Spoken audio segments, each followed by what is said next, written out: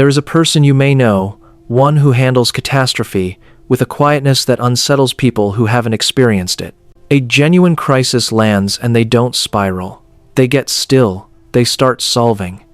While others are processing the shock, this person has already moved 3 steps ahead, calmly identifying what needs to happen next. And if you ask them later how they managed it, they'll shrug and say something like, "It wasn't that bad. Other people have it much worse." That sentence is one of the most revealing things about them, and almost nobody notices what it actually means. People who have endured too much don't look the way most people imagine. They're not visibly broken. They're not defined by bitterness or closed off from the world.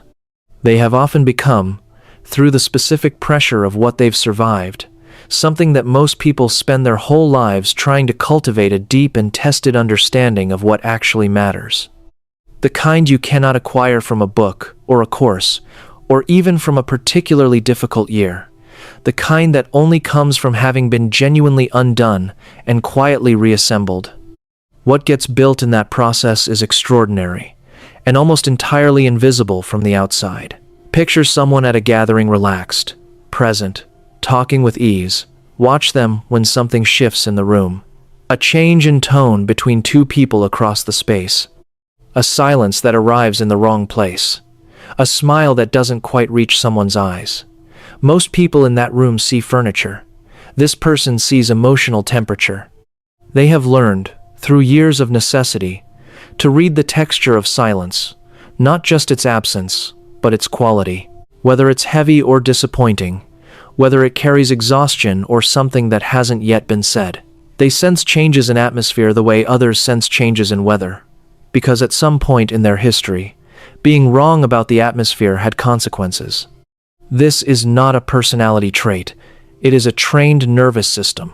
Psychologist Richard Tedeschi's research on post-traumatic growth found that approximately half to 2/3 of people who experience significant hardship don't simply return to who they were before. They move beyond it. Their relationships deepen. Their priorities sharpen into something unusually clear.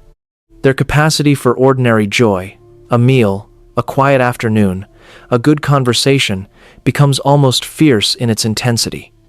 They are the people who notice the sunset, who feel the weight of a moment fully, because something in their experience calibrated them to understand that these moments are not permanent and should not be wasted. Survival became insight. That is not a metaphor. It is a documented psychological process. If this is landing somewhere you recognize in yourself, or in someone you love, take a moment to like this video. It helps more people find this conversation. And if exploring the deeper psychology of how people are shaped is something that matters to you, subscribe. This is what we do here.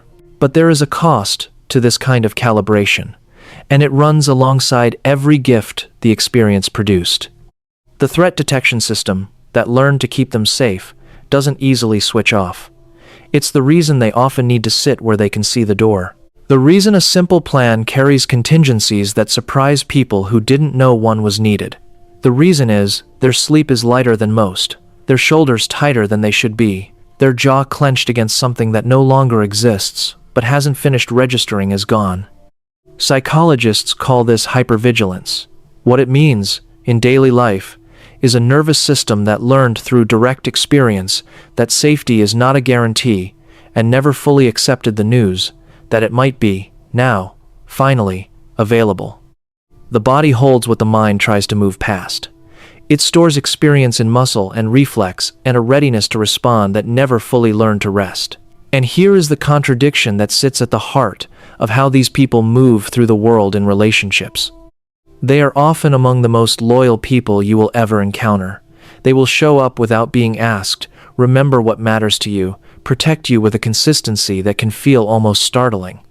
But ask them to name what they need from you, in return to be vulnerable about their own pain, to let themselves be held rather than holding, and something closes, not from coldness, from architecture. Because closeness, in their specific history, did not always mean safety. And when early experience teaches you that connection can be unpredictable, that dependence has a price tag, the nervous system does not relax when someone gets close. It braces. They learn to need nobody. It sounds like strength, and in certain chapters, it was. But it is also a particular kind of loneliness that no amount of company fully resolves.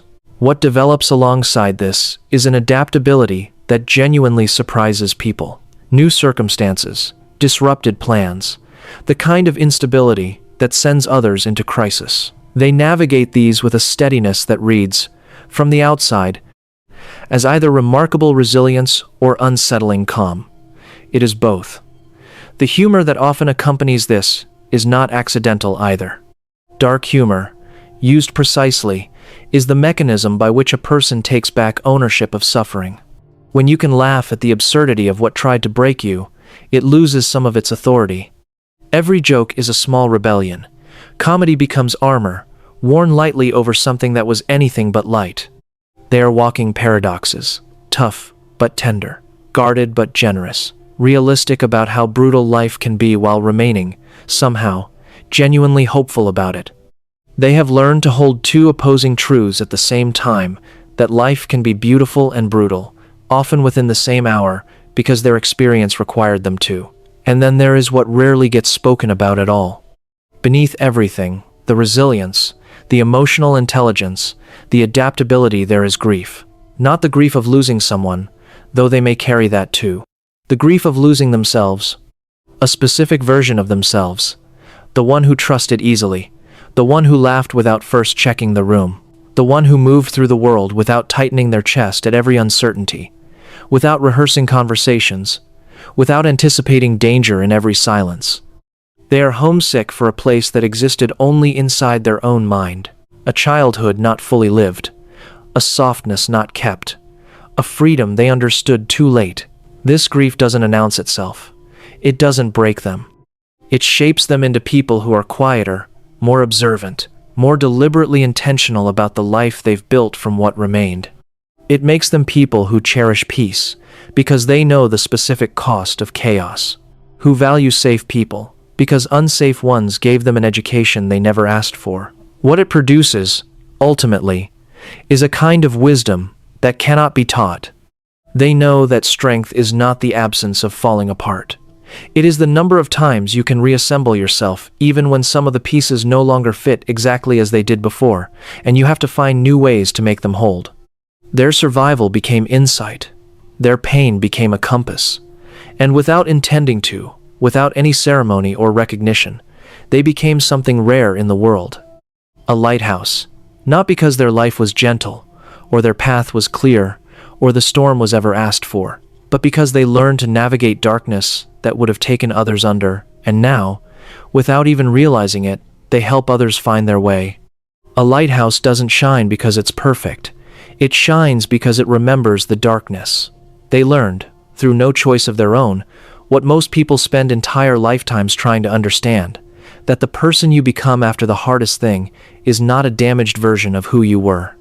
It is the most honest version, the one that knows exactly what it is made of. Have you ever recognized these traits in yourself, the hypervigilance, the humor, the grief beneath the resilience? Leave it in the comments. More people carry this quietly than you might think. Thank you for watching.